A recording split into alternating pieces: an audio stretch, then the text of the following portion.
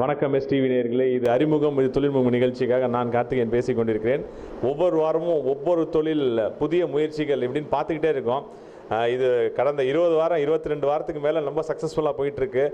எஸ்டிவியில் one of the successful program அப்படின்னு சொல்லிட்டு talk of the down அப்படின்னு நானே சொல்லக்கூடாது, நிறைய நேர்கள் பார்த்துட்ருக்காங்க. இன்றைக்கி நம்ம எதை பார்க்க போகிறோம் அப்படிங்கிறத நான் சொல்கிறதுக்கு முன்னாடி என்ன சொல்லலான்னா, ஹெல்த் இஸ் வெல்த் அப்படின்னு சொல்லுவாங்க. நோயற்ற வாழ்வே குறைவற்ற செல்வம் அப்படின்னு சொல்கிறதே நம்ம கேள்விப்பட்டிருக்கோம். இன்றைக்கி ஏன் அப்படி சொல்கிறாங்கன்னா, லட்சமாக பணம் இல்லை கோடி கோடியாக பணம் இருந்தாலுமே ஏதாவது ஒரு நோய் இருந்ததுன்னா அது வேஸ்ட்டு தான் அப்படிங்கிறது தான். இது நோயற்ற வாழ்வே குறைவற்ற செல்வம் அப்படிங்கிறதுக்கு ஒரு அந்த காலத்தில் பழமொழியாக சொல்லியிருக்காங்க. ஏன் இதெல்லாம் நான் சொல்லிகிட்டு இருக்கேன், இன்றைக்கி சின்ன பிறந்த குழந்தையிலேருந்து ஏதாவது ஒரு நோயில் பாதிக்கப்படுது அப்படின்னு சொல்லி நிறைய அன்றாடம் பார்த்துட்ருக்கோம். நம்ம சுற்றி நடக்கிற விஷயங்கள் நமக்கு தெரிஞ்சிருக்கு. பிறந்த குழந்தையிலேருந்து 80 வயசு மூதாடியர் வரைக்கும் எல்லாருமே ஏதாவது ஒரு விதத்தில் பாதிக்கப்பட்டிருக்காங்க நோய் மூலியமாக அப்படின்னு. ஏன் இவன் வந்ததுலேருந்து இந்த நிகழ்ச்சியில் நோய் அப்படின்னு சொல்லிட்டு இருக்கான்னு நீங்கள் கீப் கெஸ்ஸிங். ஏன்னா இன்றைக்கி நம்ம பார்க்க போகிறது ஒரு முக்கியமான ஒரு விஷயத்தை பற்றி, அதுக்கு என்ன தீர்வு அப்படிங்கிறதையும் இந்த நிகழ்ச்சியில் சொல்லியிருக்கோம். கீப் வாட்சிங். அறிமுகம் இது தொழில்முகம், தொழிலை நேசி வெற்றியும் ஈசி. நேயர்களே, தொடர்ந்து பார்த்துட்டு இருக்கிறது அறிமுகம் இது தொழில்முகம் நிகழ்ச்சி. இன்றைக்கி நான் ஏன் டிசீஸ் அப்படின்னு சொல்லிட்டு இருக்கேன், நோய் அப்படின்னு சொல்லி பேசிகிட்டு இருக்கேன்னா, இன்றைக்கி நோய் அப்படின்னு வந்துட்டாவே அதுக்கு பலவிதமான ட்ரீட்மெண்ட் இருக்குது. அலோபதி இருக்குது, ஹோமியோபதி இருக்குது, ஆயுர்வேதிக் இருக்குது, சித்தா இருக்குது, நாட்டு மருத்துவம் இருக்குது. இப்படி பலவிதமான மருத்துவங்கள் நம்ம ஃபாலோ பண்ணிகிட்டு இருக்கோம். அவங்கவுங்களுக்கு எது விருப்பம், நோயில் எது ரெமிடி கிடைக்கும், க்யூர் எதில் கிடைக்கும் அப்படின்னு சொல்லிட்டு அவங்கவுங்க அந்தந்த மெடிசன்ஸை போயிட்டுருக்காங்க, எடுத்துகிட்டு இருக்காங்க. எல்லாமே நல்ல விஷயந்தான். ஆனால் இன்றைக்கி நாம் பார்க்க போகிறது ஒரு பெக்யூலியரான ஒரு டிசீஸ்னே கூட சொல்லலாம். அதாவது மன அழுத்தம், அதாவது ஸ்ட்ரெஸ். மன அழுத்தம் என்ற வார்த்தையே பல பேர்த்துக்கு மன அழுத்தத்தை தரக்கூடியது. சின்ன குழந்தை, அதாவது சர்வே என்ன சொல்லுதுன்னா, பிறந்த குழந்தை ஒரு ஸ்கூலுக்கு போகுதுன்னா ஒரு 6லேருந்து 7 வயசு குழந்தை கூட ஸ்ட்ரெஸ் இருக்குது, மன அழுத்தம் இருக்குது அப்படின்னு சொல்கிறாங்க. அது என்ன சார், 6-7 வயசு குழந்தைக்கு என்ன ஸ்ட்ரெஸ் இருக்க போகுது? அப்படி 6-7 வயது குழந்தையில இந்த ஸ்ட்ரெஸ் ஆரம்பித்து பெரியவங்க வரைக்கும் எல்லாத்துக்குமே ஒரு விதமான மன அழுத்தத்தால் தான் பாதிக்கப்பட்டிருக்காங்க. சின்ன பார்த்து நல்லா தான் போயிட்டு இருப்பான், டக்குன்னு பார்த்தா கோவப்படுவான். ஏன்டா கோவப்படுறான்னா, எனக்கு ஒரே ஸ்ட்ரெஸ்ஸாக இருக்குமாப்ல அப்படிமா. ஸோ ஸ்ட்ரெஸ், ஏன் அந்த ஸ்ட்ரெஸ்? இந்த ஸ்ட்ரெஸ்ஸு தான் root cause of various diseases. நிறைய பிரச்சனைகள், உடல் பிரச்சனைகளுக்கு என்ன எது காரணமாக இருக்குது அப்படின்னு பார்த்தோம்னா இந்த மன அழுத்தம் தான். ஸோ இந்த மன அழுத்தத்துக்கு தவறான வழிகளில் சில பேர் ட்ரீட்மெண்ட் போயிடுறாங்க. ட்ரீட்மெண்ட் இந்த சென்ஸ் ஒரு சின்ன ரெமெடி போயிடுறாங்க. நான் ஸ்மோக் பண்ணால் எனக்கு ஸ்ட்ரெஸ் ரிலீவ் ஆகுது, இல்லை நான் ஆல்கஹால் மது அருந்தினோம்னா எனக்கு ஸ்ட்ரெஸ் ரிலீவ் ஆகுது, இப்படின்னு பலவிதமான ட்ரக்ஸ் எடுத்துக்கிறாங்க, மன அழுத்தம் குறையுது. அதெல்லாம் நிரந்தர தீர்வை தரக்கூடியது அல்ல. ஸோ நிரந்தர தீர்வை நோக்கி தான் நம்ம போக வேணும். ஏன்னா நம்ம உடம்பை கெடுத்துக்க கூடாது. ஒரு தீர்வுன்னு சொல்லிட்டு இன்னொரு வியாதியில் போய் நம்ம மாட்டிக்க கூடாது. ஸோ இதெல்லாம் நான் ஏன் இன்னைக்கு சொல்லிட்டு இருக்கேன்னா, இந்த மாதிரி மன அழுத்தத்திற்கு எந்த மாதிரி ட்ரீட்மெண்ட் கொடுக்கலாம் அப்படின்னு இன்னைக்கு ஒரு எக்ஸ்பர்ட் டாக்டர் நம்ம பேச போகிறோம். அவர் வேறு யாரும் இல்லை, ராமலிங்க நகர், திருச்சி ராமலிங்க நகர் 2nd மெயின் ரோட்டில் இருக்க Sri Venkateswara homeo health care அப்படிங்கிற ஒரு கிளினிக்கில் இருக்க டாக்டர் தான். அவர் டாக்டர் பேர் டாக்டர் துரைசாமி. அவர் MD gold medalist. So gold மெடலிஸ்ட்டுங்கிறதே அவரோட எஃபிஷியன்சியை காட்டுது, எஜுகேஷனில் எக்ஸலன்ஸை காட்டுது. ஸோ அவர் ஹோமியோ ஹெல்த் கேர் அப்படிங்கிறது, Venkateswara health care homeo health care அப்படிங்கிறத அவர் நடத்திட்டு இருக்காரு சக்ஸஸ்ஃபுல்லாக. ஸோ ஹோமியோபதி அப்படிங்கிறது என்ன, ஹோமியோபதியில் என்ன விதமான ட்ரீட்மெண்ட் இருக்குது மன அழுத்தத்துக்கு அப்படின்னு சொல்லி டாக்டர் துரைசாமி அவர்கள்ட்ட கேட்டு தெரிஞ்சுக்க போகிறோம். ஸோ அடுத்த அரை மணி நேரம் நம்ம ஸ்ட்ரெஸ்ஸை குறைக்கிறது எப்படி அப்படிங்கிறதுல ஹோமியோபதி டாக்டர்கிட்ட கேட்டு தெரிஞ்சுக்க போகிறோம். ஸ்ட்ரெஸ் ஃப்ரீயாக இருங்க, லைஃப்பை சக்ஸஸ்ஃபுல்லாக என்ஜாய் பண்ணுங்கள். தொழிலை நேசி வெற்றி மீசி. இது அறிமுகம் இது தொழில்முகம் நிகழ்ச்சி. கீப் வாட்சிங். நேயர்களே, இப்போ நான் உட்காந்துட்டு இருக்க இடம் Sri Venkateswara homeo health care அப்படிங்கிற கிளினிக்குள்ளே தான் உட்காந்துட்டு இருக்கேன். இப்போ நம்ம பார்க்க போகிறது டாக்டர் துரைசாமி அவர்கள், MD gold medalist, 2nd main road Ramalinga Trichy அப்படிங்கிற இடத்துல தான் இருக்கார். அவர்கிட்ட இன்னும் பல விஷயங்களை கேட்டு தெரிஞ்சுக்க போகிறோம். So over to doctor. Sir, welcome to the show sir. Thank you sir. உங்களை பற்றி நீங்கள் கொஞ்சம் அறிவுப்படுத்திங்க சார். எஸ்டிவி நேயர்களுக்கு என்னுடைய இனிய காலை வணக்கம். என்னுடைய பேர் doctor K Duraiswamy, MD homeo gold medalist. நான் இங்கே திருச்சி 2nd ராமலிங்கா நகர் 2nd மெயின் ரோடில் தான் நம்ம கிளினிக் இருக்குது. நாம் இந்த கிளினிக்கை ஸ்டார்ட் பண்ணி இப்போ ஒரு 6 இயர்ஸாக ரன் பண்ணிகிட்ருக்கோம். நாம் படித்தது, நம்ம டிகிரி முடித்தது, பிஜி பண்ணது எல்லாமே சேலம் விநாயகா மிஷன் யூனிவர்சிட்டியில். பிஜியில் கோல்டு மெடலிஸ்ட் நாம் ரிசீவ் பண்ணியிருக்கோம். சார் நேர்களே, இப்போ நம்ம வந்து ஒரு எக்ஸலண்ட்டான பர்சனாலிட்டியோட தான் பேசிகிட்டு இருக்கோம். இதை தொடர்ந்து பேசுகிறதுக்கு முன்னாடி இன்றைக்கி advancement in technology, advancement in each and every field அப்படிங்கிறத கேள்விப்பட்டிருக்கோம். ஸோ நோய்கள் எந்த அளவுக்கு வளர்ந்துக்கிட்டே இருக்கோ அதே அளவுக்கு அந்த ஃபீல்டில் உள்ளவங்களும் வளர்ந்துக்கிட்டே தான் இருக்காங்க. ஸோ ஹோமியோபதி ஆகட்டும், அலோபதி ஆகட்டும், இல்லை ஆயுர்வேதிக் ஆகட்டும், இல்லை சித்தாகட்டும், எல்லா ஃபீல்டுலையுமே அவங்கவுங்களோட எக்ஸலன்ஸை ப்ரூவ் பண்ணிட்டு தான் இருக்காங்க. ஸோ இந்த ஹோமியோபதியோட க்ரோத் எந்த அளவுக்கு இருக்குது, ஸோ அப்படிங்கிறத நான் சொல்கிறதோட டாக்டரை கேட்டு தெரிஞ்சுக்கிட்டோம்னா இன்னும் நல்லாயிருக்கும். சார், இந்த ஹோமியோபதி அப்படிங்கிறது வந்து ஃபீல்டு வந்து பல வருஷங்களுக்கு முன்னாடியே இருந்துகிட்ருக்கு. ஸோ இன்றைக்கி நிறைய வியாதிகள் புதுசாக வருது. இந்த புதுசாக வியாதிகள் வர இந்த டெக்னாலஜி அட்வான்ஸ்மெண்ட் மாதிரி நமக்கு உள்ள இந்த ஃபீல்டோட அட்வான்ஸ்மெண்ட்டும் எவ்வளோ தூரம் சார் வளர்ந்துருக்கு? ஏன்னா இதெல்லாம் ஃபேஸ் பண்ணால் தான் நம்மளை வந்து மக்களை வந்து ப்ரொடெக்ட் பண்ண முடியும் டிசீஸ்லேருந்து. ஸோ உங்களோட வியூ எப்படி இருக்குது? ஸோ ஃபஸ்ட்டு நேருக்கு நான் ஒன்று என்ன சொல்லிக்க விரும்பப்படுறேன்னா, முதல்ல ஹோமியோபதினா என்னங்கிறத அவங்க அண்டர்ஸ்டாண்ட் பண்ணிக்கணும். ஸோ ஹோமியோபதினா என்ன, மற்ற சிஸ்டத்துக்கும் ஹோமியோபதிக்கும் என்ன டிஃபரன்ஸு, எதனால் ஹோமியோபதிக்கு வந்து இப்போ சில சமீப காலமாக அவ்வளோ ஒரு அவேர்னஸ்ஸு இல்லை அவ்வளோ ஒரு பீப்புள்கிட்ட இவ்வளோ அளவுக்கு ரீச் ஆகிருக்கு அப்படின்னு பார்த்தோம் அப்படின்னா, ஹோமியோபதிங்கிறது வந்து பார்த்திங்கன்னா ஃபஸ்ட்டு பேசிக்காக ஒரு லாக்கு உட்பட்டு, ஒரு விதிமுறைக்கு உட்பட்டு செயல்படுறது. அதாவது அந்த விதி வந்து இயற்கையோட விதி. எந்த ஒரு சிஸ்டமும் வந்து ஒரு இயற்கையோட விதிக்கு உட்பட்டு செயல்படும் போது அது வந்து என்றைக்குமே மாறாது. ஸோ இயற்கைங்கிறது என்றைக்குமே மாறாது. இன்றைக்கி சூரியன் வந்து காலையில் தான் உதிக்குது அப்படின்னா இன்னும் எத்தனை வருஷம் கழிச்சாலும் காலையில் கிழக்கு நோக்கி தான் உதிக்கும், மறைகிறது வந்து மேற்கு நோக்கி தான் இருக்கும். அதே போல் ஹோமியோபதியில் ஒரு விதி ஒன்று இருக்குது, நலமாக்கல் விதி. அது என்னன்னு பார்த்தோம் அப்படின்னாக்கா, ஒத்ததை சரி பண்ணும். அதாவது சிமிலியா சிமிலிபஸ் குரண்டர். ஸோ அது என்ன அப்படின்னாக்கா, என்ன ஒரு பேஷண்ட்டு வராரு, அவருக்கு என்ன தொந்தரவு இருக்குது, ஸோ அவர்கிட்ட ஒரு தொந்தரவு XYZன்னு சிம்டம் கேதர் பண்ணுறோம் அப்படின்னாக்கா, அந்த XYZ சிம்டம் வந்து எந்த மருந்தில் இருக்குது.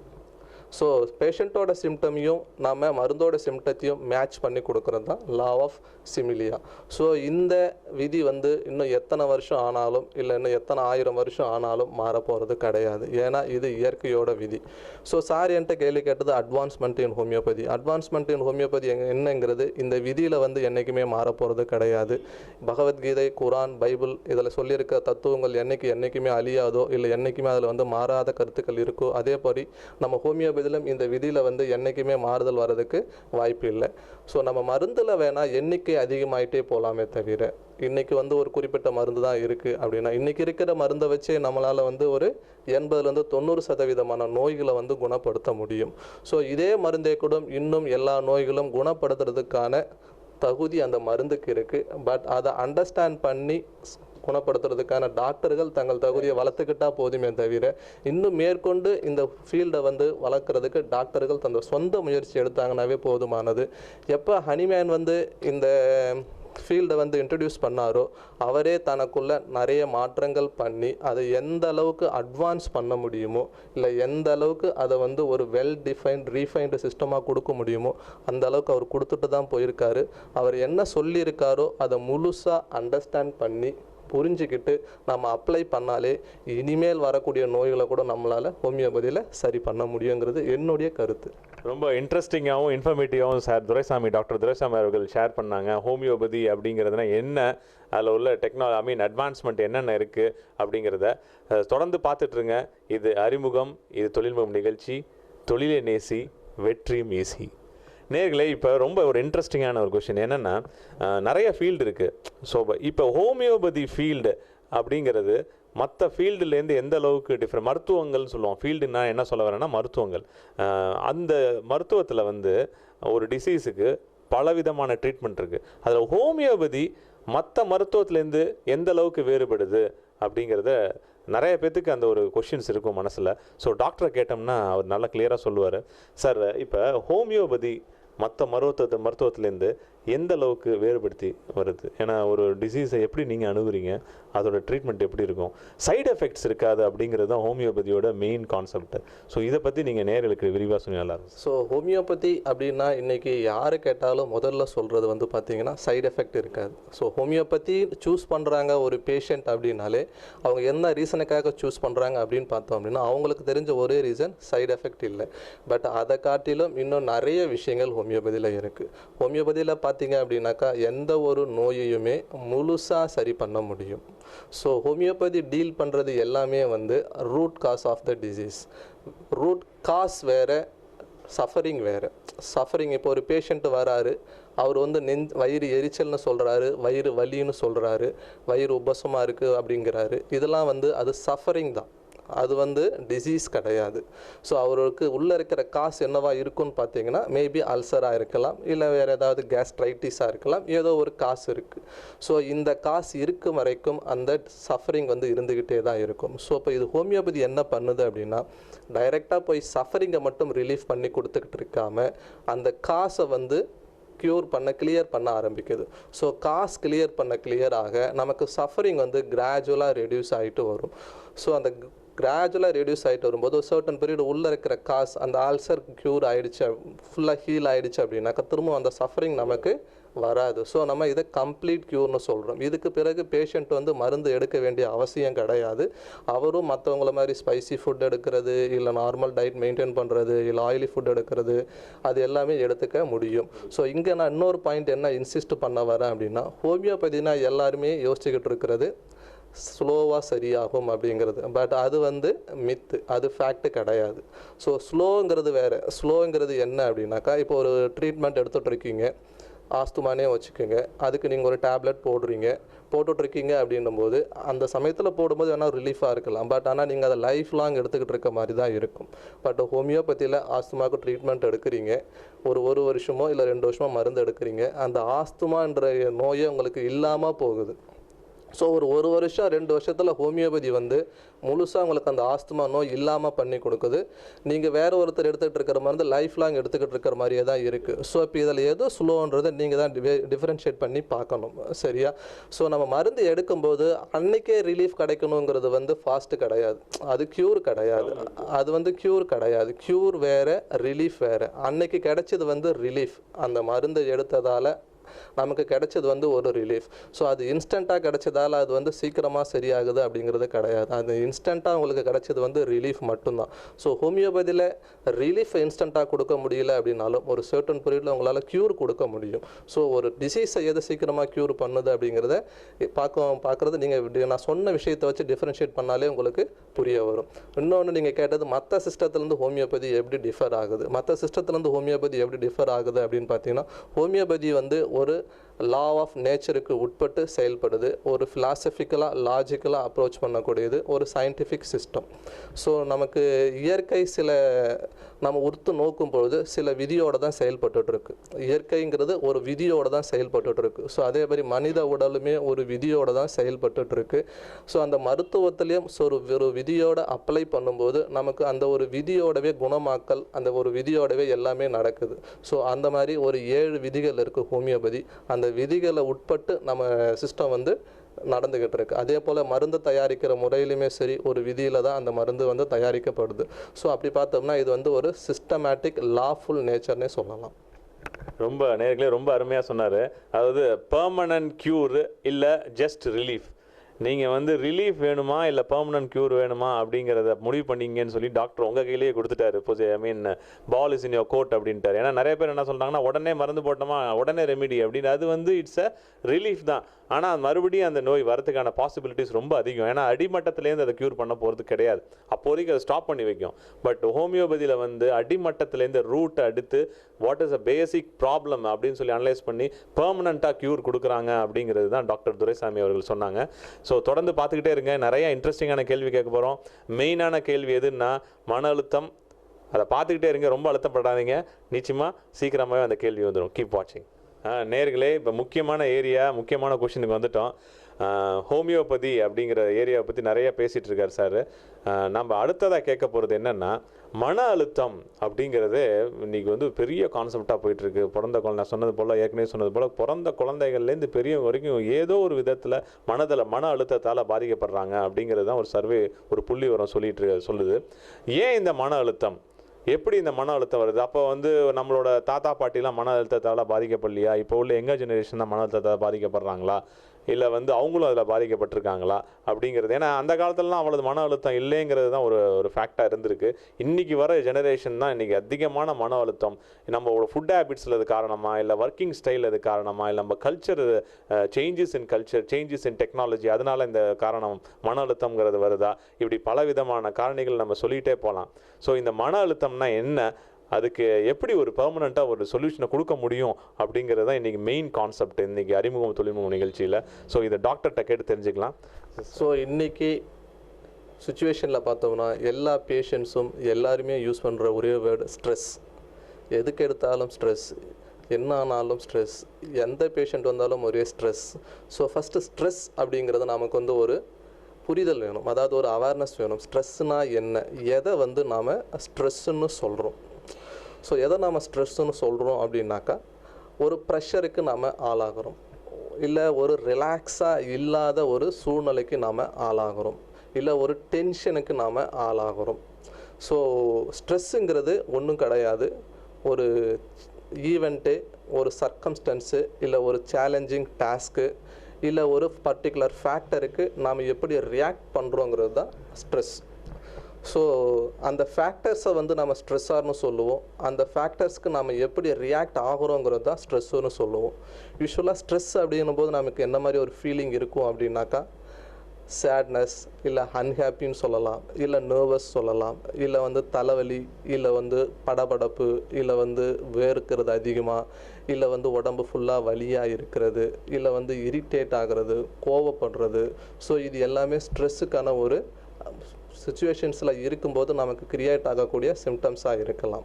ஸோ இந்த ஸ்ட்ரெஸ்ஸார் அப்படிங்கிறத பார்த்தோம் அப்படின்னாக்கா, அந்த ஸ்ட்ரெஸ்ஸார் வந்து எல்லாருக்கும் ஒரே போல தான் இருக்கணும்னு கிடையாது. எல்லா ஒரு ஸ்ட்ரெஸ்ஸார் வந்து எல்லாருக்குமே ஸ்ட்ரெஸ்ஸை கொடுக்கணும்னு கிடையாது. உதாரணத்துக்கு சொல்லலாம் அப்படின்னாக்கா, இப்போ ஒருத்தருக்கு மீடியாவில் பேசுகிறது அப்படின்னாக்கா ரொம்ப எக்ஸைட் ஆகி பேசுவார். ஸோ அவருக்கு அது வந்து கம்ஃபர்டபுளாக இருக்கும், ஈஸியாக இருக்கும். சில பேருக்கு மீடியாவில் பேசுகிறது அப்படின்னாவே ஒரு பேனிக் மூமெண்ட்டாக இருக்கும். ஐயோ, நாளைக்கு நம்மளை மீடியாவில் பேச கூப்பிட்ருக்காங்களே, நம்ம போய் எப்படி பேச போகிறோம், என்ன பண்ண போகிறோங்கிறத ஒரு பேனிக் ஆகலாம்.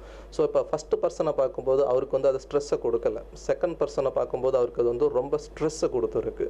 ஸோ அந்த ஸ்ட்ரெஸ்ஸாருங்கிறது எல்லாருக்கும் ஒரே மாதிரி இருக்கணும்னு கிடையாது. இன்னொன்று உதாரணத்துக்கு சொல்லணும் அப்படின்னாக்கா, சில பேருக்கு சோஷியல் ஈவெண்ட்டு, சில சோஷியல் இஷ்யூஸுக்கு வாய்ஸ் ரைஸ் பண்ணி வாய்ஸை கொடுக்கணும், வாய்ஸை ரைஸ் பண்ணணுங்கிறதுல ரொம்ப எக்ஸைட்டாக இருப்பாங்க, இல்லை ரொம்ப இன்வால்மெண்ட்டாக இருப்பாங்க. அவங்களுக்கு அது பண்ணுறதுல வந்து ரொம்ப கம்ஃபர்டபுளாக இருக்கும், ரொம்ப ஈஸியாக இருக்கும். சில பேர் அதை அந்த விஷயத்தில் இன்வால்வ் ஆகாமல் தன்னை வந்து ப்ரெஷரை க்ரியேட் பண்ணிக்காமல் இருக்கணுங்கிறதுக்கு இருப்பாங்க.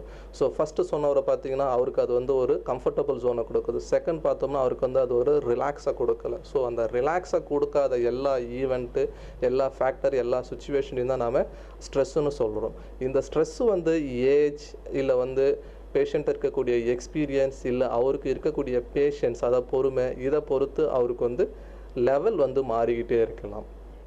இப்போ நேர்களே, இப்போ என்ன இது ஸ்ட்ரெஸ் அப்படிங்கிறத பற்றி நிறைய சொல்லியிருக்காரு சார். இந்த ஸ்ட்ரெஸ்ஸுக்கு என்ன தான் ரெமிடி, எப்படி இந்த ஸ்ட்ரெஸ்ஸை வந்து அடிமட்டத்தோடு நம்மளால் கண்ட்ரோல் பண்ண முடியும், இல்லை வந்து எராடிகேட் கம்ப்ளீட்டாக அதை க்யூர் பண்ண முடியும் அப்படிங்கிறத தெரிஞ்சுக்கணும். ஏன்னா டெம்ப்ரரியாக நிறைய சொல்யூஷன்ஸ் இருக்குது. நீங்கள் வந்து சாங் கேளுங்க, விளையாடுங்க, இல்லை வந்து உங்களுக்கு எது ரிலாக்ஸேஷன் கொடுக்குமோ அதை செய்யுங்க அப்படின்னு சொல்கிறாங்க. இதெல்லாம் வந்து ஒரு டெம்ப்ரரியாக ரிலீஃப் பண்ணும். ஸோ எதனால இந்த ஸ்ட்ரெஸ் அப்படின்னு தெரிஞ்சுக்கிட்டு பெர்மனெண்ட்டாக அதை எப்படி க்யூர் பண்ணலாம் இந்த ஹோமியோபதி மூலிமா அப்படிங்கிறத நம்ம டாக்டர்கிட்ட கேட்டு தெரிஞ்சுக்கலாம். சார், இதுக்கு பெர்மனன்ட் சொல்யூஷன் ஸ்ட்ரெஸ்ஸை எப்படி நீங்கள் ஹோமியோபதி மூலிமா கொடுக்க முடியும்? ஸோ ஃபஸ்ட்டு ஸ்ட்ரெஸ்ஸுங்கிறது வந்து எல்லாருமே நினச்சிட்ருக்கிறது வெறும் மைண்டு லெவலில் மட்டும்தான் ஸ்ட்ரெஸ்ஸுங்கிறது அப்படின்ட்டு நினச்சிட்ருக்காங்க. ஸோ மைண்டு லெவலில் மட்டும்தான் ஸ்ட்ரெஸ்ஸுங்கிறது கிடையாது, அதுக்குள்ளே ஒரு ஃபிசிக்கல் இம்பேக்டும் இருக்குது. சப்போஸ் ஒரு பர்சனை ஒரு ரியாக்ட் பண்ணுறாரு, ஒரு ஈவெண்ட்டு நடந்துருச்சு, அதுக்கு ரியாக்ட் பண்ணுறாருன்னும் போது ஃபஸ்ட்டு அவருக்கு நமக்கு மூளைகளுக்கு அடியில் இருக்கக்கூடிய ஹைப்போதலாமஸ் கிளாண்டு தான் ஸ்டிமுலேட் ஆகும். ஸோ அந்த கிளாண்டை ஸ்டிமுலேட் பண்ணி அது நர்வஸ் மூலிமா சிக்னல் கொடுத்து கிட்னிக்கு மேலே இருக்கக்கூடிய அட்ரினல் கிளாண்டை ஸ்டிமுலேட் பண்ணுது. ஸோ அந்த அட்ரினல் கிளாண்ட் என்ன பண்ணும், அட்ரினலின்ங்கிற செக்ரிஷனையும் கார்டிசோலுங்கிற செக்ரிஷனையும் கொடுக்குது. அட்ரினலின் என்ன பண்ணும், ஹார்ட்டோட பம்பிங்கை வந்து அதிகமாக்கும். ஏன் அதிகமாக்குது அப்படின்னா, நமக்கு பிளட் ஃப்ளோவை வந்து இன்க்ரீஸ் பண்ணுறதுக்கு, நியூட்ரிஷன்ஸை கொடுக்கறதுக்கு. கார்டிசோல் என்ன பண்ணுது, பிளட்குள்ளே இருக்கக்கூடிய குளுக்கோஸ் லெவல்ஸை இன்க்ரீஸ் பண்ணும். ஸோ இந்த விஷயத்தை நீங்கள் மனசில் வச்சுக்கிட்டீங்க அப்படின்னாக்கா உங்களுக்கு பின்னாடி நான் சொல்கிற ஒரு விஷயத்தில் உங்களுக்கு லிங்க் ஆகும். அதாவது இது வந்து நமக்கு ஸ்ட்ரெஸ் ரெஸ்பான்ஸ் அப்படின்னா ஒருத்தர் ஸ்ட்ரெஸ்ஸில் எக்ஸ்போஷர் ஆகும்போது அவருக்கு உடனே கிடைக்கக்கூடிய ரெஸ்பான்ஸ், தன்னை தானே பாதுகாத்துக்கக்கூடிய ஒரு ரெஸ்பான்ஸ் இது. இப்போ சாரி கேட்டிருக்காரு, இதிலேருந்து எப்படி நாம் வந்து நம்மளை பாதுகாக்கிறது, இல்லை எப்படி இதை வந்து பெர்மனண்ட்டாக சரி பண்ணுறது. ஃபஸ்ட்டு வந்து நமக்கு இதுக்கு முதல்ல பேசிக்காக தெரிய வேண்டியது ஒன்றே ஒன்று, நம்ம மைண்டை பற்றின ஒரு சரியான புரிதல் மட்டும்தான். நம்ம மைண்டுனா என்ன, நாம் எப்படி அந்த மைண்டை வந்து உபயோகப்படுத்தணும், நாம் எப்படி அந்த மைண்டை வந்து யூஸ் பண்ணணும். ஸோ மைண்டுங்கிறது வந்து நம்ம வந்து யாருமே கன்சிடர் பண்ணுறதே கிடையாது. இன்றைக்கி வந்து நமக்கு ஃபிசிக்கலுக்கு எவ்வளவோ இம்பார்ட்டன்ஸ் கொடுத்துட்ருக்கோம். ஈவன் சின்னதாக ஒரு ஃபிசிக்கலில் வலி வந்தால் கூட உடனே போய் டாக்டரை பார்க்குறோம். இல்லை சின்னதாக ஏதாவது ஒரு தொந்தரவு பண்ணால் கூட நம்ம உடனே போய் டாக்டரை பார்க்குறோம். ஆனால் மைண்ட் அளவில் நாம் எவ்வளோ சஃபர் ஆனாலும், இல்லை எவ்வளோ ஒரு பெயின்ஃபுல்லான மூமெண்ட், இல்லை ஹர்ட் மூமெண்ட், இல்லை இன்ஜுரி, இல்லை ஒரிஸ் இருந்தாலும் நம்ம அதை பற்றி கன்சிடரே பண்ணுறது கிடையாது. ஏன்னா மைண்டு அப்படின்னாலே நாம் வந்து அதை வந்து நம்ம உடம்புல ஒரு பார்ட்டாகவே யாரும் இது வரைக்கும் கன்சிடர் பண்ணுறது கிடையாது. மைண்டு தான் நமக்கு எல்லாத்துக்குமே இம்பார்ட்டன்ட். ஸோ மைண்டு ஃபிசிக்கல் இது ரெண்டும் சேர்ந்தது தான் நாம். ஸோ மைண்டுக்குள்ளே என்ன ஒரு இம்பேக்ட் க்ரியேட் ஆனாலுமே அது வந்து ஃபிசிக்கலில் நமக்கு கண்டிப்பாக ரெஃப்ளெக்ட் ஆகும். ஸோ நம்ம ஃபிசிக்கல் வந்து ஹெல்த்தியாக இருக்கணும் அப்படின்னாலே நமக்கு வந்து மைண்டு வந்து ஹெல்த்தியாக இருக்கணும். ஸோ அந்த மைண்டு ஹெல்த்தியாக வச்சுக்கிறது எப்படின்னா அது நம்ம கையில் தான் இருக்குது. ஸோ இப்போ இந்த ரிலாக்ஸாக இல்லாத சூழ்நிலை தான் நான் ஸ்ட்ரெஸ்ஸுன்னு சொல்லியிருக்கேன். ஸோ எல்லாருக்கும் அந்த ரிலாக்ஸாக இருக்கிறதுங்கிறது வந்து ரொம்ப கஷ்டமாக இருக்குது. ஏதாவது ஒரு சுச்சுவேஷனில் அவங்களால வந்து ரிலாக்ஸாக இருக்க முடியல. ஸோ அது எப்படி நாம் ரிலாக்ஸாக வச்சுக்கிறது? ஃபஸ்ட்டு திங் நமக்கு வந்து என்னன்னு பார்த்தோம் அப்படின்னாக்கா, நமக்கு ஒரு ஈவெண்ட் நடக்குது அப்படின்னா அந்த ஈவெண்ட்டுக்கு ஆப்போசிட்டாக திங்க் பண்ணாமல் இருந்தாலே நம்ம வந்து ரிலாக்ஸாக இருப்போம். ஜஸ்ட் உதாரணத்துக்கு சொல்கிறேன் அப்படின்னாக்கா, நமக்கு பிடிச்சமான ஒரு பொருள், இது வந்து சும்மா சின்ன எக்ஸாம்பிளாக தான் இருக்கும், பட் இதிலிருந்து நீங்கள் உங்களுக்கு எல்லா விஷயத்துலையுமே அப்ளை பண்ணிக்கலாம். உங்களுக்கு ரொம்ப பிடிச்ச பொருள் ஒரு செல்ஃபோனாகவே வச்சுக்கோங்க. அந்த செல்ஃபோன் வந்து விழுந்து உடஞ்சிடுச்சு. உடஞ்ச செல்ஃபோனை பற்றி ஆப்போசிட்டாக திங்க் பண்ணாமல், ஐயோ உடஞ்சிடுச்சு, இந்த பொருள் உடஞ்சிருக்கக்கூடாது, இந்த மாதிரி இந்த சம்பவம் நடந்திருக்கக்கூடாது, இந்த மாதிரி ஒரு தப்பு நான் பண்ணியிருக்கக்கூடாது அப்படின்ட்டு அந்த நடந்த ஒரு விஷயத்துக்கு ஆப்போசிட்டாக திங்க் பண்ணும்போது தான் உங்களுக்கு வந்து அந்த ஸ்ட்ரெஸ்ஸு க்ரியேட் ஆகுது. ஸோ எந்த ஒரு விஷயம் நடக்குதோ அந்த விஷயத்துக்கு ஆப்போசிட்டாக நீங்கள் திங்க் பண்ணும்போது தான் உங்களுக்குள்ள ஒரு பெயினை வந்து க்ரியேட் பண்ணணும். ஸோ எப்போ நாம் அதுக்கு வந்து இம்பார்ட்டன்ஸ் கொடுக்க ஆரம்பிக்கிறோமோ, நடந்த விஷயத்தை பற்றி ஆப்போசிட்டாக திங்க் பண்ண ஆரம்பிக்கிறோமோ, அந்த விஷயத்துக்கு நம்ம அதிகமாக பவர் கொடுக்குற மாதிரி. ஸோ அப்படி அதுக்கு அதிகமாக பவர் கொடுக்கும் பொழுது தான் அது நமக்கு மைண்ட் அளவில் ஒரு பெரிய பிரச்சனையை க்ரியேட் பண்ணுது. இன்னும் சிம்பிளாக சொல்லணும் அப்படின்னா, ஒரு கல், அந்த கல்லை வந்து கண்ணுக்கு கிட்ட வச்சு பார்க்கும்போது நமக்கு சுற்றி இருக்கிற உலகத்தையே மறைச்சிரும். ஸோ அந்த கல்லை வந்து நம்ம தள்ளி வச்சு பார்க்கும்பொழுது அந்த கல் வந்து நமக்கு ரொம்ப சின்னதாக தான் தெரியும். ஸோ எந்த ஒரு விஷயத்தையுமே நம்ம தள்ளி வச்சு பார்க்கும்பொழுது நமக்கு அந்த விஷயம் வந்து ரொம்ப சின்னதாக தான் இருக்கும். ஸோ அந்த விஷயத்தை நம்ம கிட்ட கொண்டு வந்து பார்க்குறோம் அப்படின்னும்போது நமக்கு சின்ன விஷயங்கள் கூட பெரிய பெரிய விஷயமாக தான் நமக்கு தெரிய வரும். சரி, இப்போ என்ன மாதிரி எப்படி நீங்கள் வர பேஷண்ட்டு ஸ்ட்ரெஸ் வரல அப்படின்னு சொல்லி வர பேஷண்ட்ஸ்கிட்ட அவங்களுக்கு என்ன மாதிரி ட்ரீட்மெண்ட் ஹோமியோபதியில் கொடுக்குறீங்க? ஸோ ஃபஸ்ட்டு நமக்கு ஸ்ட்ரெஸ் அப்படின்றது பேஷண்ட்டுக்கு யாருக்கும் தெரியறதே கிடையாது. அவர் ஸ்ட்ரெஸ்ஸில் தான் இருக்காராங்கிறது தெரியாது. ஸோ அவர் வந்து யூஸ்வலாக பேஷண்ட்டு வந்து நம்ம ட்ரீட்மெண்ட்டுன்னு வரும்போது அவங்களுடைய தொந்தரவுகளை, ஃபிசிக்கல் தொந்தரவுகளை பற்றி தான் பேச ஆரம்பிப்பாங்க. எந்த பேஷண்ட்டுமே டைரெக்டாக வந்து தனக்கு ஸ்ட்ரெஸ் இருக்கிறத பற்றி பேசுகிறதே கிடையாது. அப்படியே பேசினாலும் ஜஸ்ட் ஜென்ரல் அவுட்லைன், சார் ரொம்ப ஸ்ட்ரெஸ்ஃபுல்லாக இருக்குது அப்படிங்கிறத பற்றி தான் பேசுவாங்க. என்ன ஈவெண்ட் அவருக்கு ஸ்ட்ரெஸ்ஸை கொடுக்குதுங்கிறத நம்ம வந்து முக்கியமாக அவருக்கு பார்க்கணும். எல்லாருக்குமே ஒரு ஃபேக்டர் ஒன்று இருக்கணும். ஆனால் சொன்னது அதுதான் ஸ்ட்ரெஸ்ஸார்னு சொன்னேன். ஸோ அந்த ஃபேக்டர் தான் அவங்களுக்கு ஸ்ட்ரெஸ்ஸை க்ரியேட் பண்ணணும். சப்போஸ் இப்போ ஒரு பேஷண்ட் வராரு, அவருக்கு பார்த்தீங்க அப்படின்னாக்கா அவருக்கு நாளைக்கு ஒரு இன்டர்வியூவாக இருக்கலாம், இல்லை நாளைக்கு வந்து அவருக்கு ஒரு எக்ஸாம் ரிசல்ட்ஸ் வந்து பப்ளிஷ் பண்ணலாம், இல்லை நாளைக்கு அவருக்கு ஏதாவது ஒரு செமினாரில் பேச வேண்டியதாக இருக்கலாம். ஸோ அது வந்து அவருக்கு வந்து ஒரு ஆங்ஸைட்டியை கொடுக்குது. ஸோ அதை நாளைக்கு நாம் அந்த சேலஞ்சை எப்படி ஃபேஸ் பண்ண போகிறோம், நாம் எப்படி அந்த சேலஞ்சை வந்து மீட் அவுட் பண்ண போகிறோம், நாளைக்கு நாம் எப்படி பெர்ஃபார்ம் பண்ண போகிறோம். ஸோ அப்படிங்கிறத அவர் அதிகமாக யோசிக்க ஆரம்பிக்கிறார். ஸோ அதுக்கு அந்த விஷயம் அவருக்கு வந்து ஒரு ஓவர்லோட் ஆகி ஒரு ப்ரெஷரை க்ரியேட் பண்ணி அது அவருக்கு ஸ்ட்ரெஸ்ஸாக மாறுது.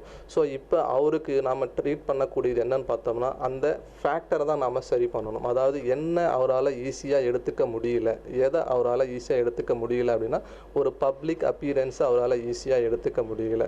ஸோ ஹோமியோபதி பொறுத்த மட்டிலும் எந்த ஒரு மைண்டு தொந்தரவுக்குமே நம்ம வந்து பேஷண்ட்டுக்கிட்ட டைரெக்டாக ஃபேஸ் டு ஃபேஸ் உட்காந்து அவருக்கு என்ன ஃபேக்டர்னால் இல்லை என்ன ரீசன்னால் அவரால் ஒரு சுச்சுவேஷனை ஈஸியாக கிராஸ் பண்ணி போக முடியல, இல்லை கம்ஃபர்ட்டாக அவரால் கிராஸ் பண்ணி போக முடியலங்கிறது அவர்கிட்ட இருந்தே நாம் ஆன்சரை வாங்கி அதுக்கு தகுந்த மருந்தை கொடுக்கும் பொழுது அவருக்கு அந்த ஃபேக்டர் வந்து ரிமூவ் ஆகும்.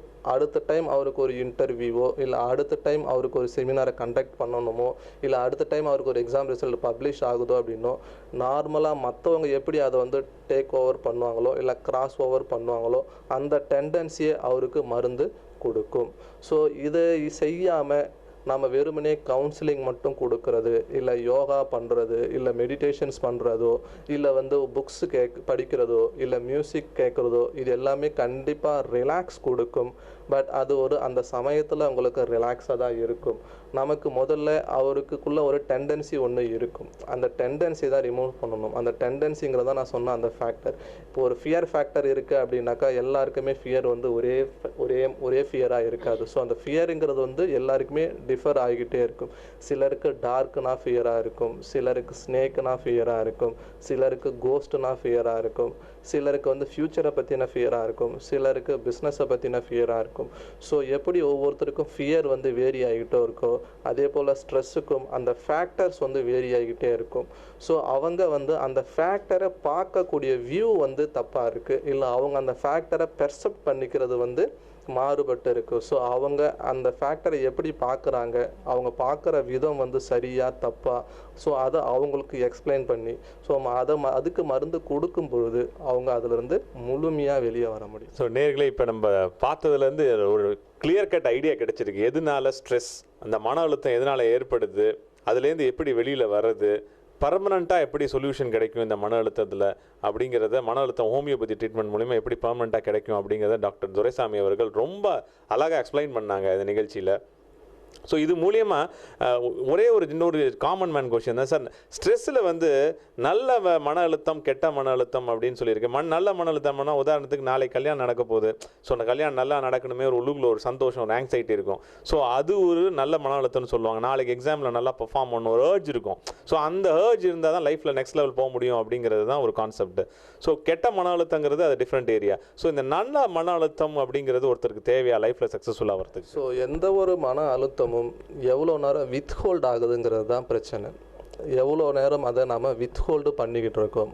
ஒரு ஈவெண்ட்டை கிராஸ் பண்ணுறோம், அந்த ஈவெண்ட்டு முடிகிற வரைக்கும் தான் அது இருந்தது, அதுக்கப்புறம் அது போயிடுச்சு அப்படின்னா அதனால் நமக்கு ஒரு பெரிய இம்பேக்ட் இருக்காது. ஸோ இல்லை ஒரு ஈவெண்ட்டு நடந்துருச்சு, இல்லை அந்த ஈவெண்ட்டு நடந்து முடிஞ்ச பிறகும் அதை வித்ஹோல்டு பண்ணிக்கிட்டே இருக்கும் அப்படின்னாக்கா அதனால் நமக்கு ஒரு பெரிய ஒரு ஸ்ட்ரெஸ் இருந்துக்கிட்டே இருக்கும். அப்படி இருக்கக்கூடிய அந்த ஸ்ட்ரெஸ்ஸுக்கு வந்து பெரிய இம்பேக்ட் இருக்கும். எந்த ஒரு ஸ்ட்ரெஸ்ஸுனாலையும் இமீடியட்டாக நமக்கு வந்து பிரச்சனைகள் இருக்காது. அந்த ஸ்ட்ரெஸ்ஸை வந்து ஒரு ப்ரொலாங்டு பீரியட் வித்ஹோல்டு பண்ணுறோம், இல்லை ப்ரொலாங்டு பீரியடில் நம்ம ஒரு ஸ்ட்ரெஸ்ஸுக்கு வந்து உட்பட்டே இருக்கோம் அப்படின்னும்போது அதனால் நமக்கு ஹார்ட் டிசீஸ், சுகர் வர்றதுக்கு பாசிபிள் அதிகம். ஸோ இங்கே நான் வந்து உங்களுக்கு ஃபஸ்ட்டு சொன்ன இடத்த லிங்க் பண்ண விரும்புகிறேன். நமக்கு கிட்னிலேருந்து வந்த அட்ரினலின் கிளாண்ட், கார்டிசோல். அட்ரினலின்ங்கிறது ப்ரெஷரை வந்து அதிகமாக்குறது, கார்டிசோலுங்கிறது பிளட்டில் குளுக்கோஸை இன்க்ரீஸ் பண்ணுறது நான் இப்போ எக்ஸ்பிளைன் பண்ணேன். ஸோ இந்த ஸ்ட்ரெஸ்ஸில் வந்து ஒருத்தர் வந்து ப்ரொலாங்டாக எக்ஸ்போஷர் ஆகிறாரு, இல்லை ப்ரொலாங்டாக அவர் ஸ்ட்ரெஸ்லேயே தான் இருந்துக்கிட்டு இருக்காருன்னும் போது பின்னாடி அவருக்கு ஹார்ட் டிசீஸ் இல்லை பிளட் ப்ரெஷர் வர்றதுக்கான சுகர் வர்றதுக்கான வாய்ப்புகள் ரொம்ப அதிகம்.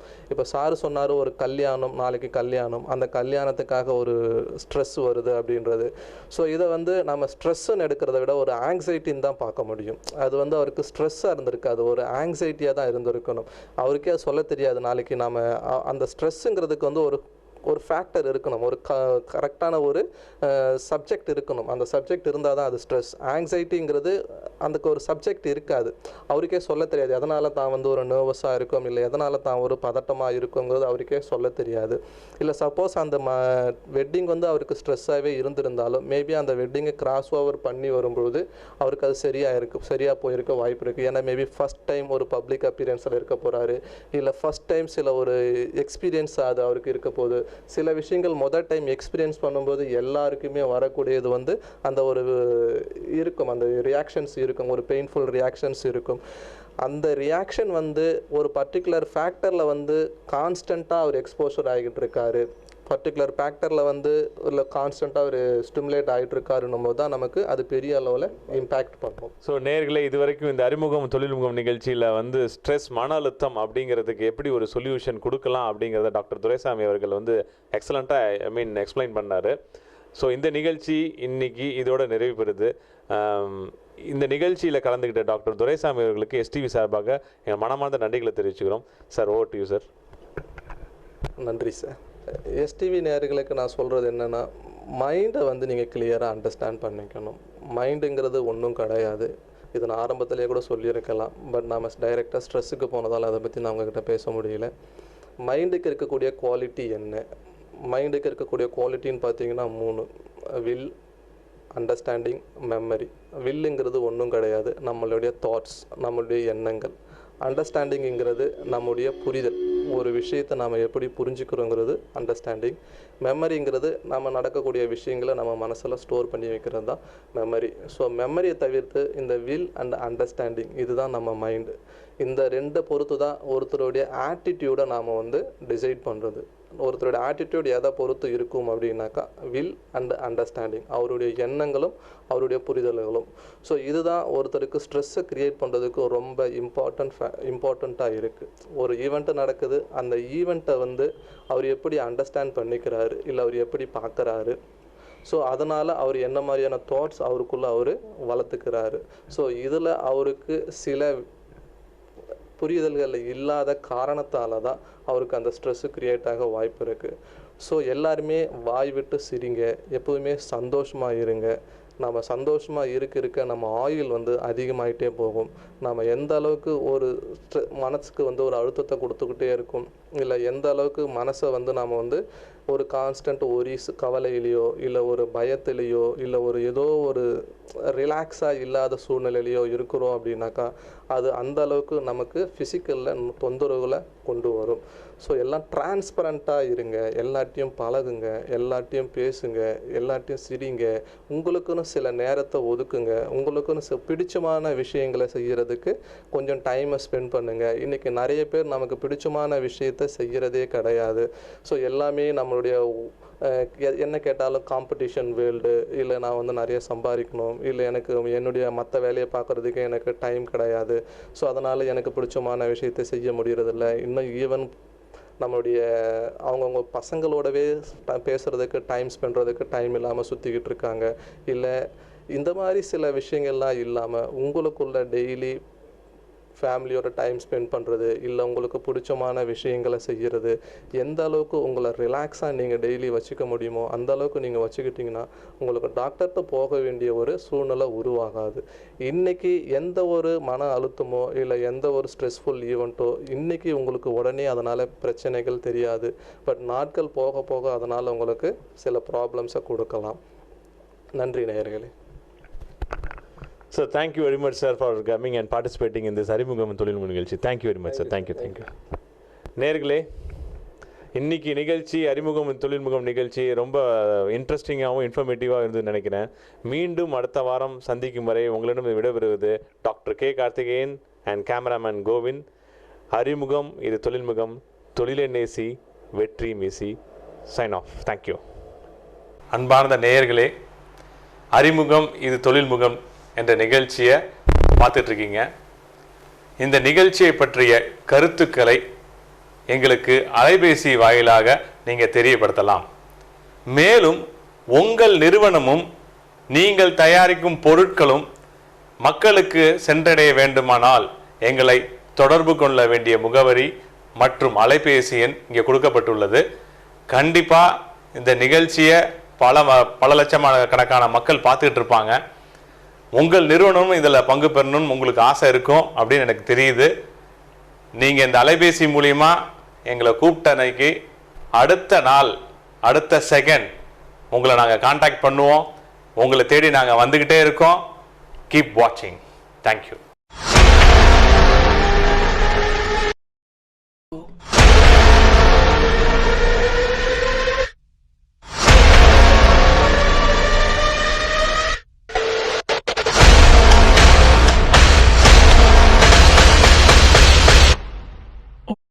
Go.